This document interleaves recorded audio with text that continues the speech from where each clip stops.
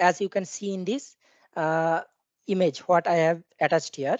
So from one equipment to other, the pipes are moving or going, transporting fluids or transferring fluids from one equipment to other equipment for various process reasons. So this type of pipes are used throughout the plant, and we have to ensure that all these pipes are working properly throughout its design life. So for that, one of the method is stress analysis, which ensures that pipes will be working fine. So let's proceed with learning what is pipe stress analysis. The main contents that I will cover in this today's short seminar is introduction to pipe stress analysis, means what is pipe stress analysis, then objectives of pipe stress analysis, means what are the reasons that we perform pipe stress analysis, then codes, standards, and project specifications. So for performing pipe stress analysis, we will be requiring certain kind of guidelines. So these codes, standards, and project specifications will be providing us those guidelines to proceed with. Means how to calculate the stresses, what is generated in the piping system, then what is the allowable, because for we can calculate the stress easily, but there has to be some allowable, means after comparing then we can tell that it is acceptable or not.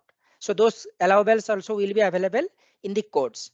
Then stresses in a piping system, what are the various types of stresses that are generated in a piping system, and what are the main reasons that those stresses are developed in the system. Then reducing piping stresses, so what are the methods by which we can reduce piping stresses. Then basic allowable stress, what is the material allowable stress which we will be considering for our analysis. Then workflow diagram. As we are dealing mainly with pipe stress analysis, so you will see where the piping stress department actually exists in the engineering organization, what is their roles and how they interface with other departments. So here you can see that I have attached a snap of 3D model generated from one of the pipe stress analysis softwares known as Caesar 2. There are various other softwares also like K-Pipe, AutoPipe, StartProp, ROR2, etc. But out of that, Caesar 2 is the most widely used software, and many of the organizations use that software. So let's move on to the introduction part. That what is pipe stress analysis? Pipe stress analysis is an analytical method to determine how a piping system behaves based on its material, pressure, temperature, fluid, and supports. So from this, it is clear that it is a method to analyze how the piping system will be behaving. So what is a piping system? Piping system is including all the elements like pipes, elbows, tees, flanges. So including all, as I was showing in my first slide, that from one equipment to other equipment, the piping is connected. So the complete line we can consider as a piping system. So after modeling, we have to find out that whether that this system, how it is behaving. What is your thermal growth? What are the displacements? What are the stresses generated? So all those we have to study in the piping stress analysis. And these terms, this material, pressure, temperature, fluid, and supports. So this will be our input into the software program. Whatever software we are used, whether it is Caesar 2 or AutoPipe or any other software, we have to give some input so that software calculates the stresses and gives us the output. And what are those inputs? Some of those inputs are material. There may be various kinds of material, like it may be carbon steel, it may be alloy steel, it may be stainless steel, or even non-metallic also, FRP, GRP, HDP. So many type of materials may be there. Then we have to give the input as pressure. Then pressure will be design pressure, operating pressure, hydro test pressure. Mainly these three types of pressure are provided as input. Then temperature. Temperature will be minimum 3 temperature cases we have to provide. One is maximum design temperature, then maximum operating temperature, and third will be minimum design temperature. And there may be various other temperature cases also. For example, if you consider a two pump scenario, means there are two pumps which are forming a header and then transferring fluid to some other place. So in that case, it may be happening that due to maintenance, one pump is not working and other pump is working. So one pump working, other pump standby. This way, one more load case or more temperature case we can prepare. And in scissor to software, there are option to provide up to 9 temperature cases. Now, if your program or system has more than 9 temperature cases, then we can analyze that in 2 files. Then fluid properties. So we have to provide the fluid density and then supporting. So pipes cannot run off its own. We have to support it intermittently so that pipe does not fall uh, and because it will not run in the vacuum. So we have to provide proper supporting also. So based on all these inputs, we will find out how the system behaves, and based on that, we will decide something, and that is known as pipe stress analysis. Now, pipe stress analysis is not an accurate But sir, depiction. Sorry. support is before stress analysis provided or after stress analysis? Initially, piping layout designers or piping layout engineers, they will be routing the pipe, and wherever existing support possibilities is there, based on that they will be providing us the locations, or they will be marking all supports as rest support, because there are mainly 3 types of supports that we use in stress analysis: rest, guide, and line stop. So during that time they will be telling us the rest support location specifically. So based on that, we will be modeling our system, and later after stress analysis, we will be finalizing that whether those locations are acceptable or we have to make any changes, and also type of support we will be telling. So it is better if I feel that if we go for the question and answer session at the end of the presentation. Uh, During that time, I will be taking all the questions and answers. So it is better. Then I'm proceeding with that. Is it clear? Yes, sir. Hello. Please go ahead and we'll ask Okay. at the Okay. end of the. Yes, sir. Yes, sir. Right. Right. So pipe stress analysis is not an accurate depiction of the piping behavior, but it is a good approximation, because whatever we are modeling, it is only a simulation only. The actual behavior, what is happening at the site, cannot be exactly produced, but in stress analysis softwares, what we can find, this is a good approximation. Now, it is a complex activity to ensure that the piping system will work for its designed life as intended without failure. So one of the role of pipe stress analysis is that the piping system should work throughout its designed life without causing any failure. Now, design life varies based on different application also. For example, normally piping systems in the process plants are designed for 20 years. Similarly, for power plants, it is 25 years. So based on application, client requirement, as well as various code requirements, the design life will be varying. It is a niche area of engineering that is not widely taught in school. Most of you are already aware that normally in schools, like where we studied our mechanical engineering or any engineering degree, so those institutes does not study or does not teach this type of subjects in school. However, there are several institutes are now uh, have come up which are teaching it as an extra subject. Now, stress analysis ensures system stresses are within code allowable limits. As I was telling, that software will be calculating the stresses, then it has to be compared with some allowable value. That allowable value is given by code. For example, for process piping, the allowable values will be given by ASME B31.3. Now take example of this system. Here you can see that there are 3 equipments: tank 1, tank 2, and tank 3. So, and from tank 1 and tank 2, it is connecting and forming a header, and then it is distributing the fluid to another tank, tank 3. And you see there are so many piping elements which are attached here, starting from this is a nozzle, then this is a valve, this is pipe, this point, this is T connection, there is a reducer where pipe size is changing, there is a strainer, this is a pipe support, stanchion type of support. Here also one more support is there. So for this also, here also one more support. This is a supporting from an overhead structure which is hanging from top, hanger type of support. Then there is flow meter, and one expansion joint and flanges are also there. So there are so many elements which all of which has to perform their duties concurrently and safely so that the piping system works fine throughout its design life. So during stress analysis, what we do, we model this complete configuration in the software and then perform the analysis and then find that whether this, sorry, whether these nozzles loads whatever is given by the manufacturer for these equipments are within allowable limit or not, then whether these valve and flange connections are leaking or not, then what are the stresses generated at these T junctions are within allowable limit or not, whether supporting is proper, whether there is more displacement or not.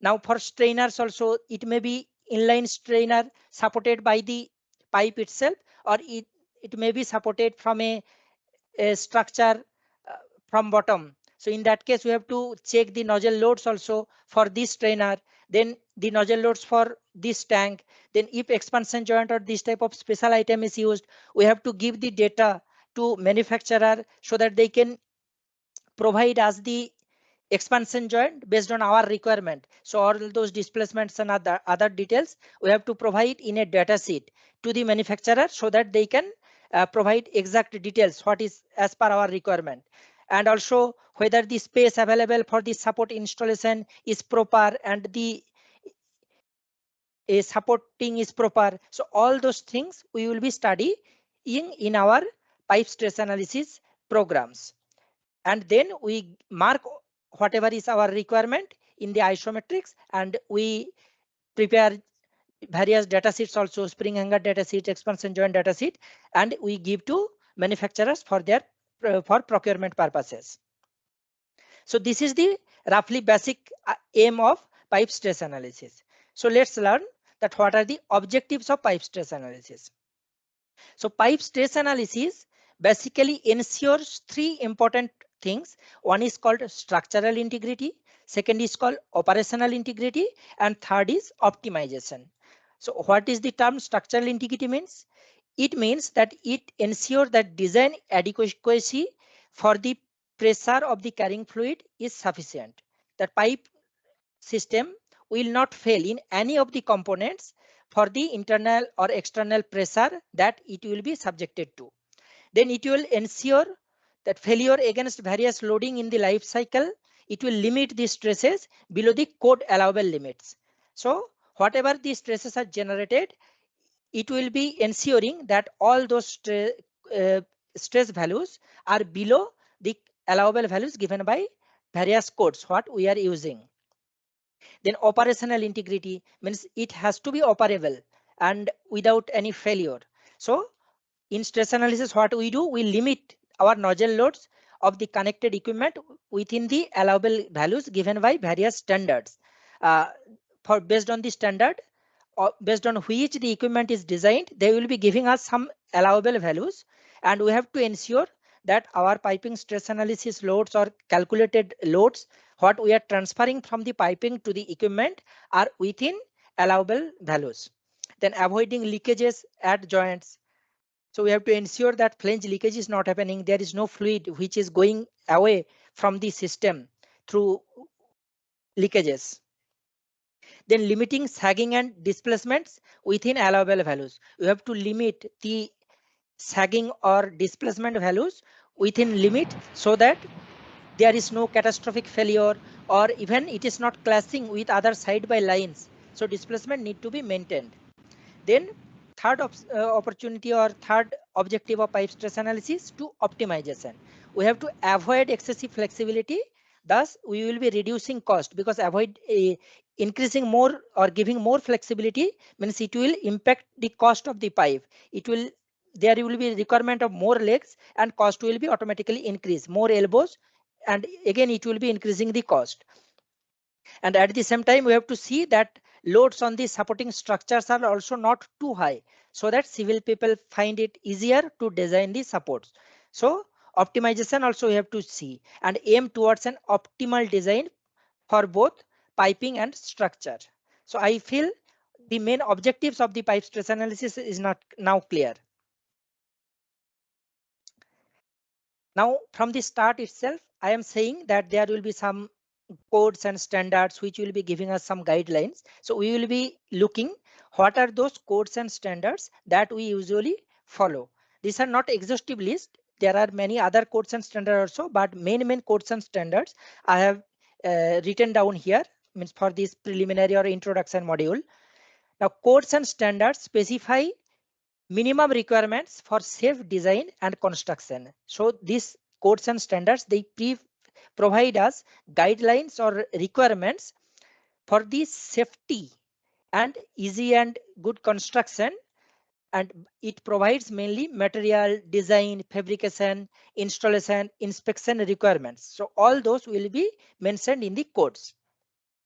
There are many piping codes and standards that could be used during a pipe stress analysis depending on the application. So application of codes and standards will be varying based on application also. For example, if it is a power generation unit, then the code will be SME B31.1. Again, if it is a process unit, then code will be changing to SME B31.3. So during initial phase of the design, its stage itself, it will be known that whether we will be using B31.1 or B31.3. Even sometimes it may be happening that if there is a power plant inside the process unit itself, then the client may go with SME B31.3 design also. So this type of codes or standards what will be used during initial phase of design will be known. And also location also, some organizations may be using their local country codes. For example, if it is in Europe region, they may be following EN code, not ASME B31.3 or other codes. So based on that also the application of code may vary. Now following are the some of the codes and standards that are used for oil and gas, chemical, petrochemical and refinery piping. So here you can see that I have mentioned ASME B31.3. This is for process piping code, and this is the most widely used code for piping design. In most of the countries, this code is used. Then ASME B31.1, it is for power piping code and used for power generation units. Then centrifugal pump, this is a standard API 610. So based on which the pumps or centrifugal pumps are designed, they provide us the allowable loads. What I was telling, that equipment will be having the allowable loads. So along with design requirements, they will be giving us the allowable loads for the nozzle connections, and we have to maintain those allowable loads, that we will to ensure that the piping system is not transferring more than that allowable values. Then similar way, positive displacements pumps are designed based on API 676. Centrifugal compressor are designed based on API 617. Reciprocating pumps are designed based on API 618. Steam turbines are designed based on NEMA SM23 or API 612. Air-cooled heat exchangers are designed based on API 661. Fired heaters are designed based on API 560. Flat bottom welded storage tanks API 650. Heat exchangers, they are by TEMA or vendor specific. TEMA means Tubular Exchanger Manufacturers Association. This is an association which studies about heat exchangers. So they provide us the details, or sometimes loads are mainly vendor specific. They provide us the allowable loads. Similarly, vessel and column also, the loads, nozzle loads are mainly vendor specific. Then if you are designing a pipeline, if it is a liquid pipeline, then based on ASME B31.4, and if it is a gas pipeline, then the design will be based on ASME B31.8. If your piping is GRE or FRP piping, then the design code will be ISO 14692. So these are the some of the codes and standards that we use during our stress analysis process. And here you can see that a complex piping system from the Caesar model itself is provided here. So this type of arrangements you will be modeling in softwares, whether it is Caesar 2 or any other softwares. So, and this type of 3D models will be available. And after analysis, you have to study that what are the results and whether those results are acceptable or not. Now, stresses in a piping system. So stress analysis is all about stresses and those stresses from where it is generated or what are the main causes. So main causes are first is weight. Every element, each item of the piping system will be have their own weights. And those weights, as we know that stress is defined as force by unit area, as we studied in our BTech or in our engineering. So for the generation of stress, there has to be some kind of force. And these are the forces that causes the stress. First is weight, then internal and external pressure. So when fluid is flowing through the pipe, it will be exerting certain kind of pressure in the pipe. And that also is studied in our engineering that there are mainly two kinds of pressure stresses. One is called hoop stress and other is called longitudinal stress. Mostly you are remembering now that hoop stress is PD by 2T and longitudinal stress is PD by 4T. So all those type of stresses will be generated in piping system. Now there is a term mentioned as sustained. So this term sustained means it will be present throughout the life cycle of the piping system. So this weight and pressure, as long as fluid is flowing through the pipe, it will be remaining or it will be present throughout its life period. That is the reason weight and pressure stresses are known as sustained stresses. Then second stress is temperature change. This also we studied in our engineering that whenever we change the temperature of a metal from, let's assume, T1 to T2, so there will be a generation of thermal force. And because of that thermal force, there will be a generation of temperature expansion stress or thermal stress. So as we know that pipes will not be carrying the fluids which are at ambient temperature always. So the temperature will be more as compared to the ambient temperature, and during installation the pipe will be installed at ambient temperature. Let's assume when the piping system is installed, the temperature was 21 degrees centigrade. Now the fluid which will be flowing through that pipe is 100 degrees centigrade. So there is a change from 21 degree to 100 degree. And because of this change, the pipe will try to expand. And whenever this free thermal expansion of the pipe is restricted, there will be generation of thermal force and thermal stress also. So this is also one of the cause of generation of stress. Then there will be various kinds of occasional loads. So what is the meaning of the term occasional? Occasional means it will be usually present for a very short period of time. As per B31.3, all the loads that will be present for less than 10% period of time of its complete operating life are known as occasional loads. So there may be a storm, so wind effect will be there. There may be earthquakes, seismic disturbances. There may be PSB discharge. Now PSB means pressure safety valve.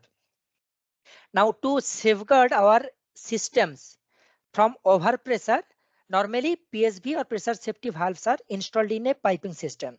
So whenever any, due to certain uncertainty or certain uneven effect, transient effect, pressure of the system increases more than the design pressure, the automatically this type of valves will pop up and release some of the pressure. And because of that, the piping system design pressure again will be coming back to the design pressure itself, and the piping system will be safeguarded from sudden rupture or breakage or any failure. So these are also occasional events. So these type of stresses are known as occasional stresses. Then forces due to vibration. This is also one type of occasional stress. Then slug flow or surge flow. These are also occasional stresses. Slug flow means it is a type of two-phase flow where let's assume that there is a gas and liquid mixture with gas is the main dominant phase in that. So whatever liquid is there, it will be accumulated, and if the velocity is more, that liquid that is accumulated, that is known as slug, it will be hitting the directional change locations, elbows and T connections, and that may create huge forces. So that also creates a occasional stress, and the stress analysis should ensure that because of that force the system will not fail. Then surge is water hammer that we studied in our engineering. So due to sudden valve closure or pump power failure, pump trip, so this type of events, there will be a generation of back pressure that can create again a huge pressure pulsation which will be converting to force and may affect the system. So this type of stresses also we have to ensure that piping system is able to resist or able to withstand. So these are the main causes for which stresses are generated in a piping system. Now, as per code, these stresses are usually classified into three groups. One is called sustained stress, second is called expansion stress, and third one is called occasional stress. So sustained stress. Sustained stresses are the stresses generated by sustained loads. So as I was saying in the last slide, that sustained loads are mainly pressure and weight. So whatever stresses are generated because of pressure and weight are known as sustained stresses. These loads are present continuously throughout the plant operating life. Now, exceeding sustained allowable stress value causes catastrophic failure of the system. If the sustained stress is more than allowable, then there may be possibilities that piping system will be failing suddenly. A catastrophic failure may be happening.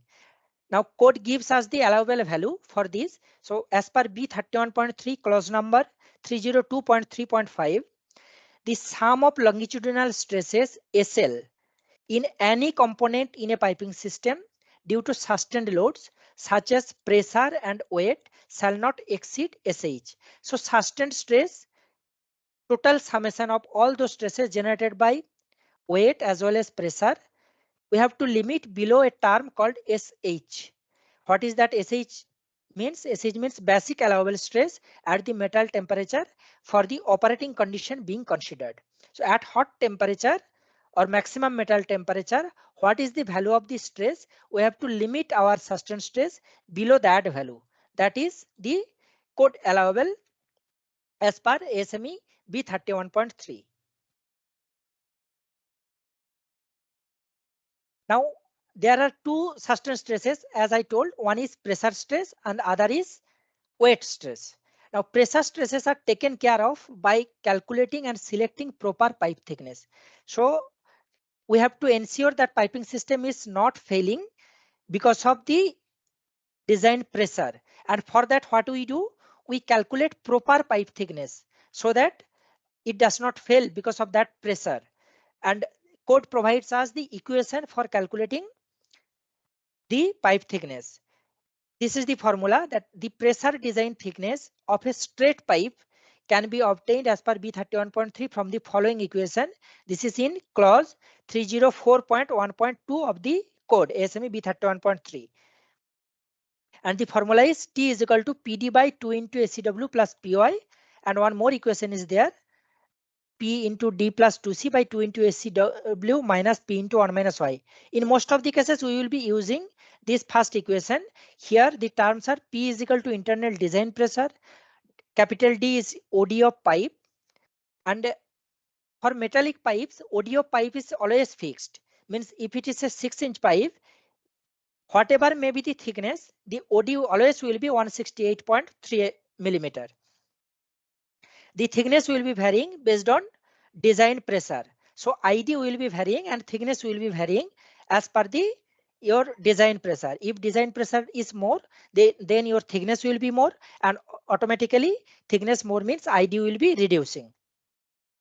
Now S is allowable stress. That is the basic allowable stress only, which we will be learning in later stages, that how to calculate the basic allowable stress. Then E, Y and W, these are three factors. These factors are given in the code itself. So we have to go to the proper table, and from that table we have to find out these values. Then C is sum of corrosion erosion allowances, because during design of the pipeline, the fluid that we will be transported through the pipes, it may be having corrosive nature, so it may corrode the pipe. So those allowances we have to add in this thickness, otherwise the piping system will fail. So let's assume for a corrosive fluid, the corrosion allowance is 3 mm. So you have, if you are getting 6 mm as the your calculated value, you have to add to this corrosion allowance to that value and increase the pipe thickness, so that even after corrosion the piping system is able to resist that design pressure and work smoothly. The small d here is idea of pipe. Now, whatever we are calculating in this formula, T is equal to PD by 2 into ACW plus PY, that is known as pressure design thickness. So that is the minimum thickness required to resist the internal design pressure. Now, as I was telling that there will be corrosion also. So minimum required thickness including corrosion and erosion allowance will be TM, and Tm is T plus C. So we will be adding the corrosion allowance with this calculated value, and that will be our minimum required thickness after corrosion and erosion allowance. Now there will be some manufacturing tolerances also known as mill tolerance, because we cannot produce same dimensions every time. There has to be some allowance. So that is known as mechanical allowance or mill tolerance, and we have to add or we have to consider that also in our calculation. For seamless pipes, the mill tolerance is usually 12.5% negative, and for welded pipes it will be in millimeter, and whatever design code for that material will be there, STM standard, there it will be mentioned whether it is 12.5% or what is the value in mm. So then we have to add that value also with this TM. So final thickness calculated we will be getting from this. If it is a seamless, TM by 0.875, 875 is coming by reducing this much value 12.5% from 1, so it is 0.875. And if it is a welded pipe, then directly value we will be getting, not in percentage term, so that value we will be simply adding with this TM. Now this is the calculated one, what we calculated. Normally pipes will not be manufactured based on what you are calculating, so you have to go to the actual pipe standard and check what is the standard thickness available above your calculated value. So that value you have to select. So this thickness is to be round off to the next higher schedule. Pipe thickness is also known as pipe schedule. So whatever standard schedule is available, that we have to select. In general, custom made pipe thicknesses are not ordered because that will be more costlier than the standard available thicknesses. So because of that, it is usually selected based on the available material thicknesses. For pipeline systems, it may be custom ordered because their tonnage cost is more. Pipelines runs from one location to another. It may be thousands kilometers of pipeline. So during that time, they may consider non-standard custom-made pipelines. But for piping, always we use standard ones. Now, how the code calculates the sustained stresses of the system? These are the formulas based on which the sustained stresses are calculated. So SA plus SB square plus 2ST square. SA is axial stress, SB is bending stress, and ST is torsional stress. Each of these terms also have their own equations. So I'm not explaining all those details because for the preliminary calculation it may not be preliminary class it may not be required. You can study from the code itself, means from class 320.2 ASME B31.3. So based on this, the software, and also we do not calculate all this manually. Softwares will be doing this task for us, and these are the usual formulas that are used in the background of those softwares. Let's move on to expansion stress. So expansion stress due to change in temperature. So change in length of a pipe of length L due to temperature change of delta T will be delta L, means increase or decrease in length, is equal to L alpha delta T. So this is the formula. Now alpha values we will be getting from the code itself. This is coefficient of thermal expansion. and L is the original length and del L is the change in length. So whatever length due to this temperature difference is happening, that can be calculated. Now in code there are two tables providing these alpha values. One is table C1 and table C1M. That is in appendix C of the code ASME B31.3. It will be there. Now these tables are not interchangeable as per code. Means if you are using FPS unit, you always have to go with based on table C1. If you are using metric unit, then you have to go based on table C-1M. M stands for here metric unit. Now expansion stresses are generated whenever the free thermal growth due to temperature change is restricted. And these are self-limiting. Self-limiting means whenever there is no temperature, the piping will coming back to its own position again and the stress will be relieved. There will not be any stress after that if it is in again in installed temperature condition. Now, expansion stresses are generated when the free thermal growth due to temperature change is restricted. Means if it is free to move, then there will not be any stress. Let's understand this by an example. Let's assume that this side is fixed. This is a pipe. And when it is installed, the temperature was 21 degrees centigrade. Now you are heating this pipe due to that fluid, what will be flowing through this? It got heated and now temperature is 100 degrees centigrade. So if this side is free, there is no nothing. So it will be simply moving. And as we are not restricting the free movement, there will not be any stress generated. However, the piping system will be, let's assume this is one equipment, other side also there will be equipment. So it will not free to move as much as it wants. So there will be some generation of stress because there will be thermal growth, but it will not be allowed to move freely. So because of that, let's assume that we are providing a force F here to keep the pipe in position here without allowing the pipe to grow. So this force is thermal force. And because of that, thermal stress will be generated. Now there is a term called SIF, stress intensification factor. This is a very important term because pipe will not always be straight line. So there will be certain elbows for directional change, or there may be for branch connection, T connections. There may be reduction in size, addition of reducer. For example, initially the pipe was 10 inch, then after a certain period your requirement is 6 inch. So there due to this size change and due to the T connections and geometry change like elbows, there will be generation of more stress as compared to the straight pipe run. So that is taken care of by using a factor called stress intensification factor. So how we can define it? This is defined as the ratio of the maximum stress intensity to the nominal stress. The value of SIF is always greater than or equal to 1. It should never be less than 1. Earlier in ASME B31.3 there was a code, there was a appendix D that was there, which gave us the equations for calculating the stress intensification factors.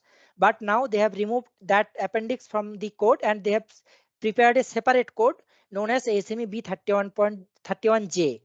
So now we have to find these values from this code ASME B31.J. Now again, the code provides us the formula for calculating the expansion stress. This is the formula. It is similar to what we saw in the sustained stress calculation formula itself, but the notations are different. The calculation means in general, sustained stress is calculated based on nominal thickness minus all corrosion and other allowances.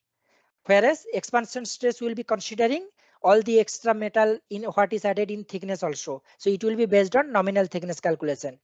Now displacement stress range due to thermal expansion is calculated based on equation 17 of ASME B31.3. Here also all these terms are explained and you can study this from the code itself. And the allowable value will be SA. So that is also even again given by the code. So calculated stress AC has to be less than SA, that is allowable displacement stress range. Now this is the equation for the allowable displacement stress range. SA is equal to F into 1.25 SC plus 0.25 SH. And one more equation is there where F into 1.25 SC plus SH minus SL. Whenever the SH is greater than SL, during that time this equation can be used. Some organizations use only this equation, whereas code allow us to use both equations. In this equation, the allowable stress will be more, means you are becoming certain liberal or flexible for the allowable stress consideration. That is the reason the second equation, this one 1B, is also known as liberal stress equation. Now stresses due to vibration. In general, code does not provide any guideline for the stresses generated due to vibration. Vibration problems are happening at the site only. It may occur in various forms. For that, no general method is available. In general, based on engineering judgment and experience, we solve this type of problems, and sometimes it may require detailed dynamic analysis study like modal analysis, time history analysis, response spectrum analysis, and sometimes site measurements are also taken in the form of FFT plot, means fast Fourier transform plots that you might have studied in the engineering mathematics, and process inputs like flow condition, throughput, etc.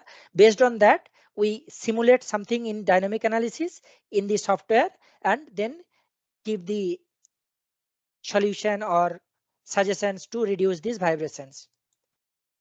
Now, occasional stresses.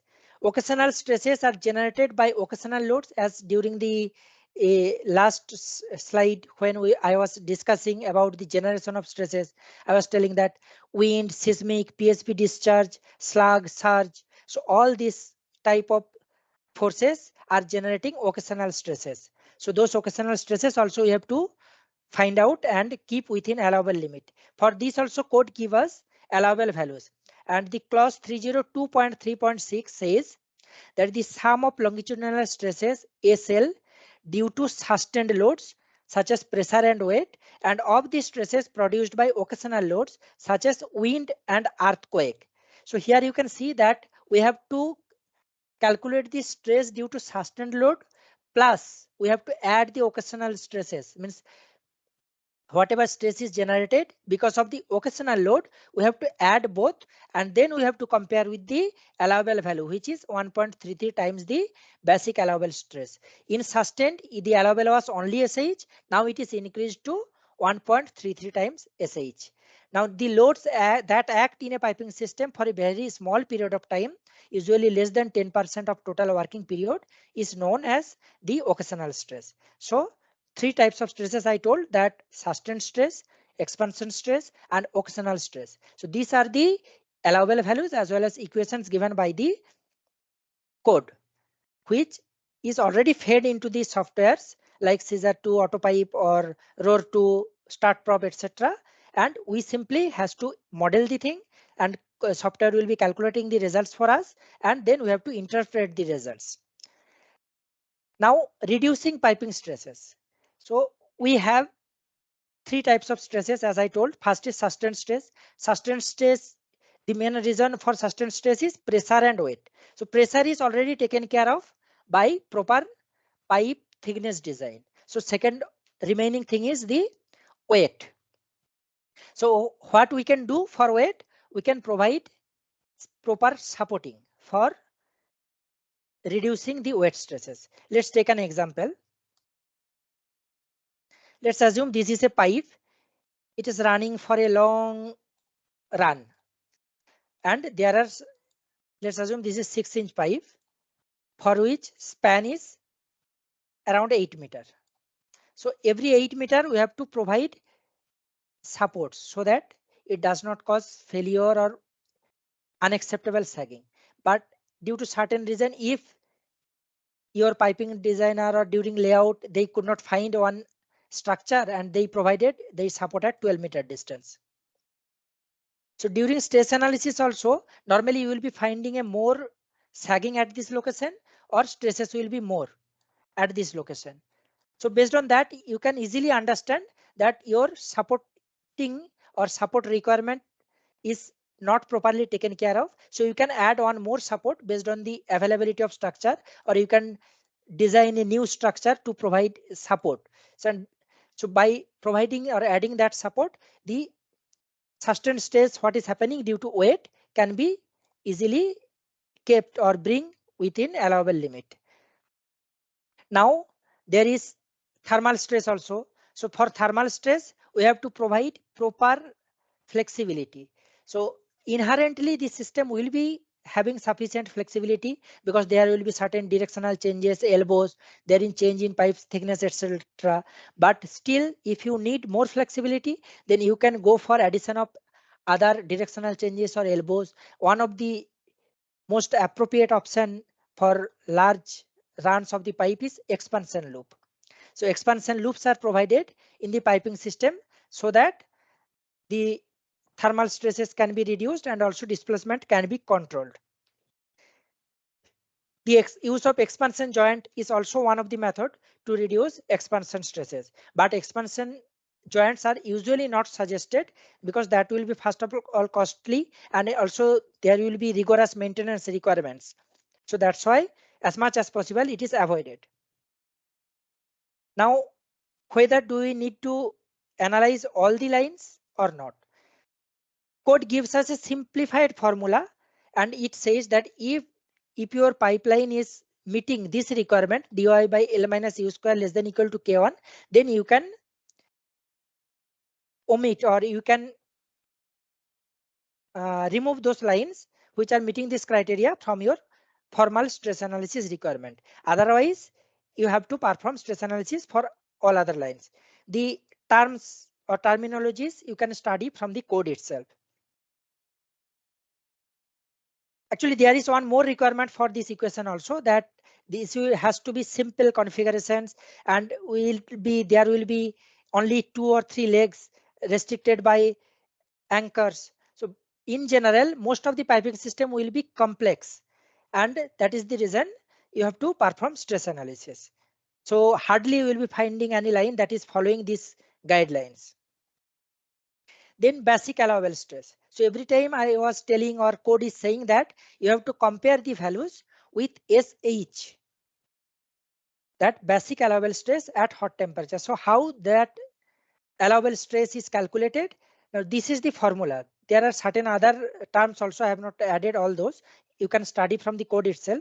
That in BTech we studied that during universal testing machine or universal testing test, we find the UTS, YTS, so all those values. So based on that material values, we have to create a table with all these values, means 1/3 of ultimate tensile strength of material at operating temperature, then 1/3 of UTS at room temperature, 2/3 of YTS at operating temperature, 2/3 of YTS at material at room temperature, 100% of average stress for a creep rate of 0.01% per 1,000 hours. So based on different tests, we have to calculate all these values. There are 2 3 more criteria are there. So based on that, whatever values we are getting, we have to calculate and find the minimum. So whatever is minimum, that will be known as the basic allowable stress. Now these studies has to be done at different temperatures so that we can find the SH, means at hot temperature what are the values, means if your piping system temperature is 100 degree, so what is the value of SH at that temperature? If it is 150, what is the values? So code or different research laboratories find these values and then put all those values in the code in form of table. We have to simply select. Now, as I was telling that what is the role of pipe stress department in the complete organization or design consultancy. So here you see this is the pipe stress analysis team. Our main interaction will be with the piping team. They will be giving us the isometrics for modeling the system in our software. Then we have to get the process parameters like design temperature, pressure, corrosion allowance. So all those will be mentioned in LDT or line designation table, also known as line list. And PNID also we have to get. So we can study that from what equipment to which equipment we are transferring the fluid, and what is the, if there are any search condition, means any special note is there, if there is any PSB. So all those things will be available in PNID and LDT. So we can directly ask from process department, or usually process department interacts with piping team and they give us to stress team. Then instrumentation department, how we interact with them? There will be various instrument connections like orifice flanges, PSV pressure safety valves, and for pressure safety valve we will be requiring weight of the pressure safety valve, reaction forces, what will be generated during pop-up action. So all those details we can directly ask from instrumentation department, or otherwise from piping team we can ask, which will be obtained from the instrumentation department. Then how we interact with civil department? There will be some buried pipelines. So soil parameters or soil characteristics we have to collect from civil team. Then from mechanical department, whatever equipment will be there, whether it is a pump, a heat exchanger, vessel or column. So all those details you have to collect from the mechanical department. They will be providing equipment GA drawing, where all the allowable values for the nozzles as well as dimension, materials, everything will be mentioned for analysis requirement. To site, we will be issuing whatever special item we are suggesting. For example, spring hanger, any other data sheet expansion joint, so all those things. And finally, the outputs for stress analysis also we have to send to some other department. For example, civil and structural support loads we have to provide to civil department so that they can design their secondary members. Then there will be certain pipes which will be supported from the equipment itself. For example, column. So all those supports are known as clip type of support or clit supports. So whatever load is coming on those supports, you have to transfer to the mechanical department so that they can communicate those with the equipment manufacturer or equipment vendor. Then stress markups, those we will be providing to piping team with any changes in layout, supporting or type of supports, etc., which they will be incorporating and issuing the IFC isometric to the site so that they can construct at the site. So this way we will be interlinked with various other engineering departments to complete our job. So this is the a typical workflow for any design consultancy. Hope it is clear now. So that's all for this brief module. Hope you got a basic understanding of this complete class or course. Thank you. Now, if you have any questions, you can ask one by one. Okay, sir. I have first question. Now you mentioned that design life is 20 years or 25 years. So is there any input in the seizure that we provide for this? Yes, there will be an input if your means based on number of cycles there is a input in scissor to stress values you have to reduce. For example, up to 7,000 cycle there is a factor which we consider as 1. If it is more than 7,000 cycles, 7,000 to 14,000, it will be around zero point 0.9 or something. So this way there is a table in a code, they will be giving us the values and those values you have to enter. Basically what we will be doing, we will be reducing the allowable expansion stress. Okay, Means thank you. whatever Next question. right. Go ahead, sir. Right, you can ask. Okay. As you mentioned, we have these codes, that is ASME, that is for America, and then EN code for Europe. Is India has their own codes for the No, stress analysis? India usually follows ASME B31.3 for process piping and ASME B31.1 for power piping. But for IBR lines, sometimes they have their own criteria, means Indian boiler regulation. Based on that, they calculate the thicknesses. But other than IBR, usually we follow ASME codes. Okay. You mentioned that for vibration, you should know the vibration in the line. But how once line is installed, then only we will come to know vibration. How we can predict the vibration before doing the stress analysis or actual routing? First of all, process team will be telling you if the vibration is due to certain process reasons. For example, there is slug flow. two-phase flow is there. So because of that, heating of that vibration may be there.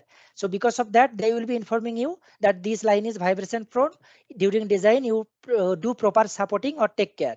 That is one option. Second is right now vibration analysis, that is not using scissor 2, but there are certain other methods which Energy Institute of Guidelines provide.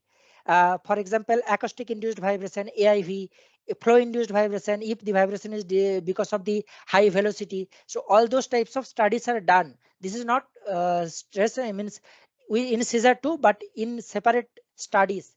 So from that we can understand if certain lines are having, means having the potential to vibration or not. Okay.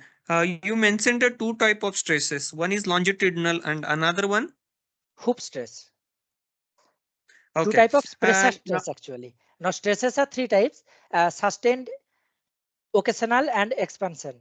And pressure stress is two type: longitudinal and hoop stress. okay, sustained and Expansion and uh-huh. occasional as per code. Okay. Now you mentioned that this thermal stress in the pipe we will avoid by by pipe loop. And you said that this pipe loop is expensive. Which are other ways to avoid that then? Expansion The loop avoid is the not pipe loop. expensive. Expansion joints are expensive, and they have various maintenance requirements. So that's why it is avoided. Expansion loop is normally provided. If it is a highly costly material like DSS and others, during that time we can avoid expansion loop, but expansion loop is provided in normal carbon steel or stainless steel pipes. Oh, so it's basically depend. It goes back to the pipe cost, pipe material Right. cost. Right. Okay. And also Oh, space availability. For example, you don't have a available space to provide a expansion loop. Means whenever you are providing any expansion loop, you have to have certain space requirement. And if that is not available in your piping system, during that time you can go for expansion joint. Otherwise, expansion loop is always preferred option.